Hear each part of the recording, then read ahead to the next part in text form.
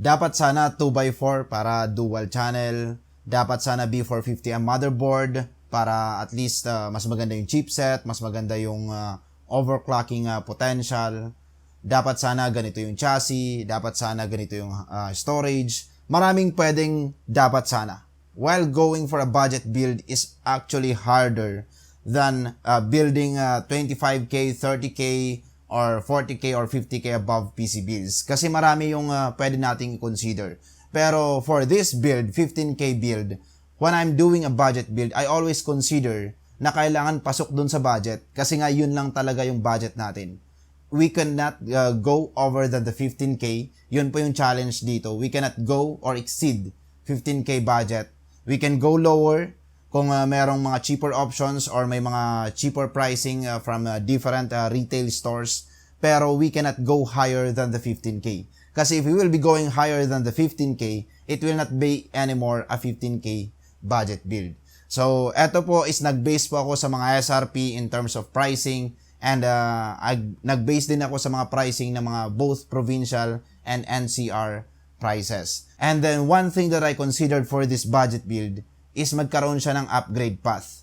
So, why I put this, why I put that, bakit ganito yung pinili ko, bakit hindi ito yung sinunod mo? Well, may explain po yan mga kaibigan mamaya once we discuss or once we talk about this 15k setup. Well, this is it mga kaibigan, gagawin na po natin. So if may mga gusto rin po kayong ipa-set up or mga request na PC builds, budget, mag-comment lang po kayo dyan. This channel is comment-driven channel. So marami po akong mga ginagawa dito na nagbe-base din po ako sa mga comments. And marami rin pong mga katanungan dyan ang sasagutin ko with this video that is not with the 15k PC build. Pero questions na binabato nyo po dyan, sometimes I cannot reply sa sobrang dami na po ng comment. Pero at least in every video that I release, may mga nasasagot po akong mga katanungan nyo. So ayun, stay put lang po kayo dyan mga kaibigan because we will be talking about this PC build. And yes, feel free to subscribe because at the end of the video, merong i-announce po tayo na mechanics for the giveaways naman po ni Gigabyte. So medyo maraming sumusuporta sa ating channel ngayon.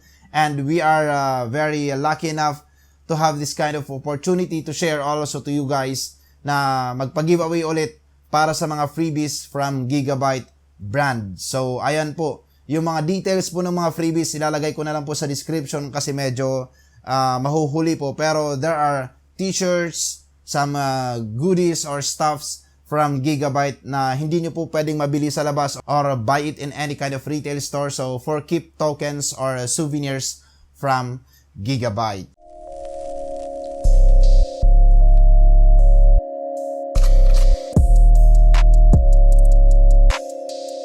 Okay, so ang 15k PC build is a PC build na sometimes we should consider to have, especially kung very tight po yung budget natin or it's just a PC for our brother who will just be using Microsoft Word for their school stuff or for your parents na may mga office jobs na iti-take home or sa mga kasamahan natin sa bahay, pagpapanoorin ng movie or anything na very basic activities lang ang panggagamitan sa PC. So this is a recommended build for you guys.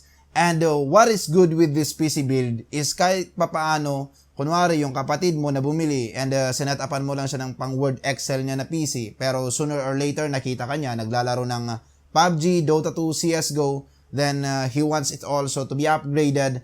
This is the reason why I have these components put together because this PC has a very good upgrade path din mga kaibigan. I also consider the upgrade path for this basic PC build para kahit papaano kung gusto mo or maisipan mo na i-upgrade in the near future, at least hindi mo kailangan magbenta ng kahit anong pyesa dito para lang maisalpak yung panibagong pyesa. Or you don't need to have na, ay kailangan kong ibenta yung power supply ko kasi nga, ito is generic, hindi na pwede itong bago kong video card na bibilihin or this recommended video card na kailangan ko para sa PUBG. I consider every components to be having a good future proof with this PC build. So sisimulan na natin ngayon sa kanyang chassis.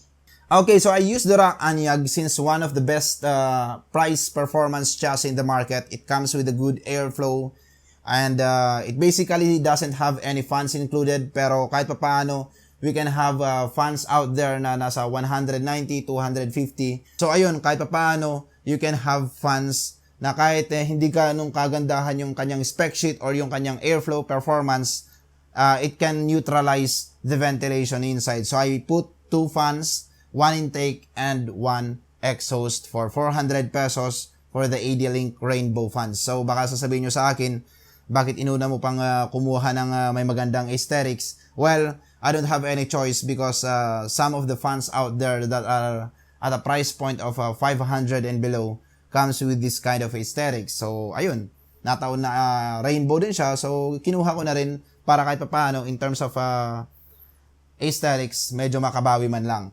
Pero, the chassis only costs 1,100 for the acrylic. Meron din siyang tempered glass variant at a 1,450. Pero you may also consider the TechWear Nexus M, which is nasa 1,400 or not more than 1,500, pero meron na rin siyang included fans na 3. So ayun po yung mga chassis na pinili natin, rack, anyag, and then for the motherboard, I chose to have the A320MH.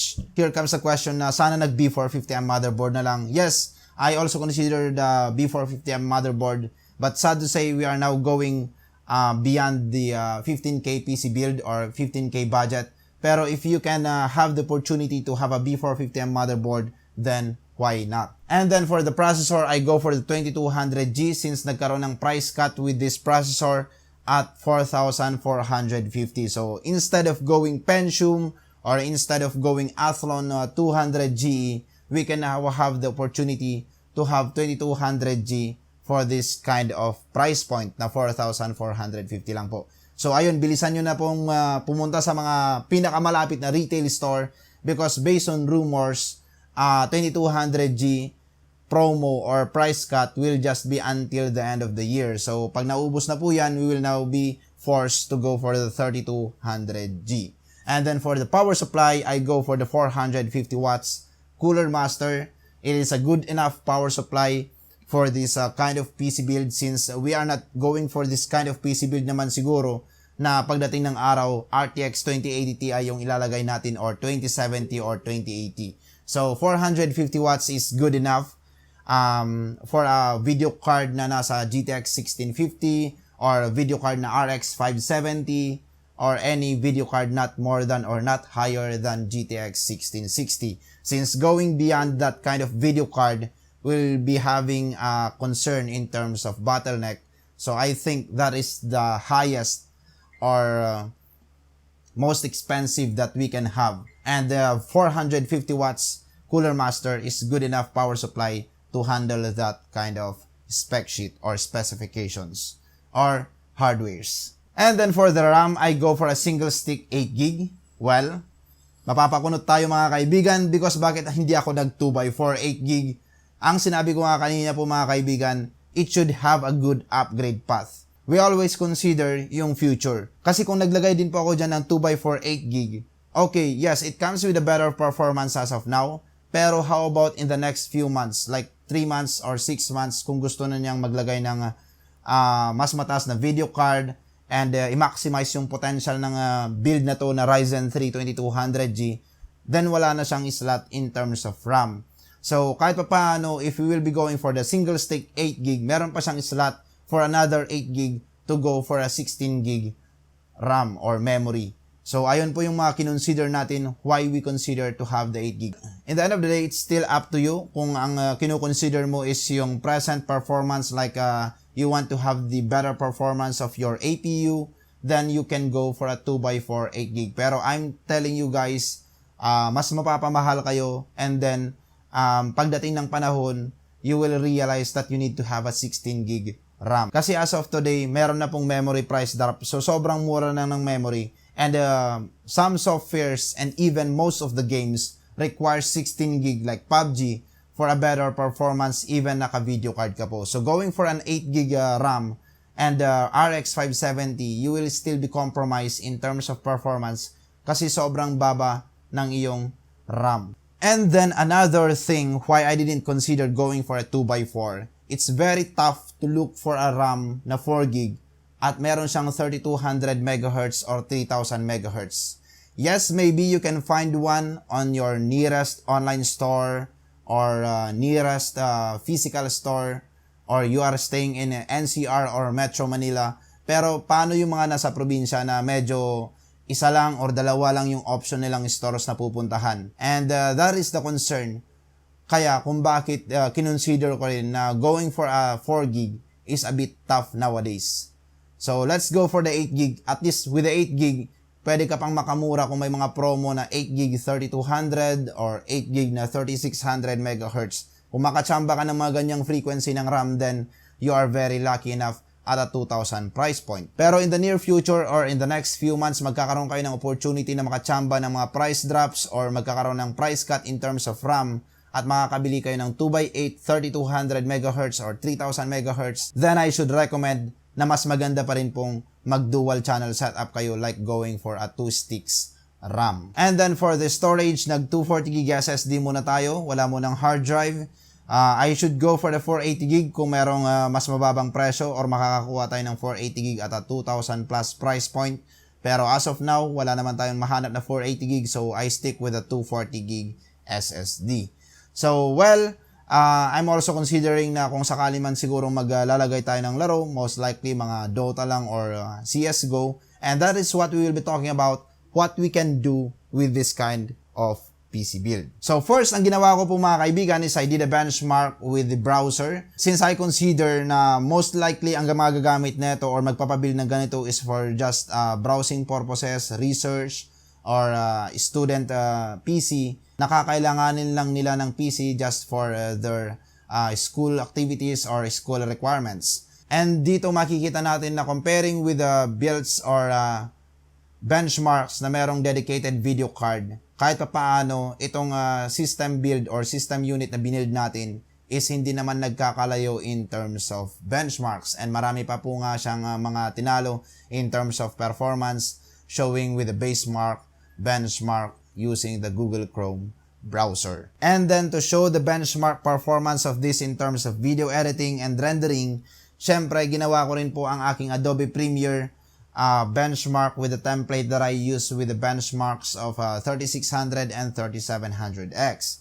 And kahit pa paano naman na-finish na or na-fulfill niya yung ating benchmark with 19 minutes, which is really higher by twice compared to those previous builds at a 3600 and at a price point of 40k to 50k to 60k price point. So ibig sabihin, this PC can still handle basic video editing. Medyo matagal nga lang, pero kahit pa paano, it comes with this potential na pag dinagdagan siguro natin ng higher RAM and then higher video card or dedicated video card, we can now possibly do basic video editing at 1080p. And then lastly, the benchmark that almost every one of us wants to see. Of course, I did a gaming benchmark with this PC build, and I will be showing you here yung kanyang performance with the NBA 2K20. So medyo ito po yung pinaka-latest na pwede nating laruin, and I managed to play the game at a decent FPS naman, kahit pa paano playable FPS in 1080p and also 960p. And makikita nyo po dyan mga kaibigan sa video na medyo mas mababa yung FPS natin dahil nga meron tayong ginagamit na software, OBS software to record the gameplay. Pero without the software, mas mataas pa po yung magigain natin at a 5 to 10 FPS higher than what I'm showing currently dito sa ating video. And I also do Dota 2, CSGO. All of these 3 games are playable at decent performance or at decent FPS. Now, why I'm showing you this kind of PC build na 15K?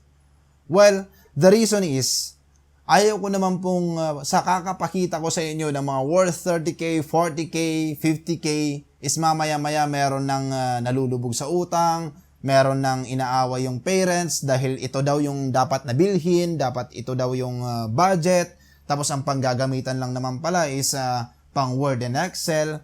So, ipinapakita ko po ito kasi hindi mo kailangan din pong bumili ng ganong kamahal na PC kung ang basic applications lang naman po ang gagamitin natin. We are not into gaming naman. Or, ipinapakita ko rin tong PC build na to mga kaibigan kung ang budget natin is hindi talaga kaya.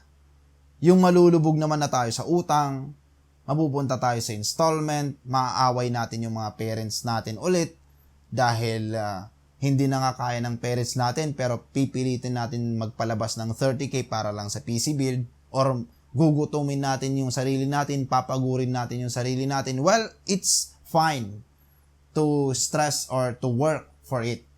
Pero don't go beyond na parang papatayin mo na yung sarili mo, makabuild ka lang ng worth 30K na PC. Meron po tayong option na pwede nating gawing dahan-dahan. Kumbaga, ito pong ginagawa ko ngayon mga kaibigan is a bit different than the PC builds that I've done before. This is kind of thing na I'm giving you diskarte na if hindi natin kayang mag-IT na 4 years course, then you can go for a ladderized education. Like, you can take a 2 years course, then later on, kung kaya pa ng bulsa, then proceed for another 2 years para makapag 4 years course ka na IT. Pero kung hindi pa natin kaya as of now, then go for the ladderized muna. Same with this. I'm giving you an option to be exact, to cut it short, and everything that I've said earlier, I'm giving you an option po na kung magbibili ka ng 30K or 25K na PC or system unit, you can have this 15K. And then later on, add additional hard drive for 2.5. Additional video card for 7,000. So 9.5 na po yun. And then additional RAM na 8GB for 2,500. So that is already around 12,000 or 11,000. So, 11,000 plus 25,000, that is already 26,000. So, if you can go directly to 25K to 30K build, dahil nga hindi po kaya talaga ng budget, then, start with this 15K. So, ayan po mga kaibigan, this 15K PC build is done to give you an option to start with in terms of going for a gaming PC setup at the recommended settings and recommended hardwares. And of course, if medyo ma-phase out na po itong 2200G and medyo hindi na kayo makakahabol in terms of stocks, then you may have the 3200G. Medyo mas mataas lang siya for around 1,000 or maybe magkakaroon din ng price cut pag naubos na rin itong 2200G. Mabibili nyo na rin siguro at around 4,000 plus or roughly more or less 5,000. Then, ayun, yun na lang po yung bilhin nyo. Well, that's it mga kaibigan. And for the giveaway, ang gagawin lang po natin, simple lang po. Mag-comment lang po kayo dyan sa baba. Wala na po kayong ibang gagawin. Of course, if you want to share this for your friends on Facebook and social media, then feel free to share it also on Facebook para kahit paano ma-inform din yung mga kaibigan natin or kasamahan natin dyan. And yes, feel free to subscribe dahil pag may mga bagong products, ipapakita natin po kagad sa inyong mga kaibigan. Of course, PC builds, PC guides, and tutorials dito rin po sa ating channel. Every week, meron po tayong upload. Kaya keep posted and keep notified. That's it mga kaibigan and thank you.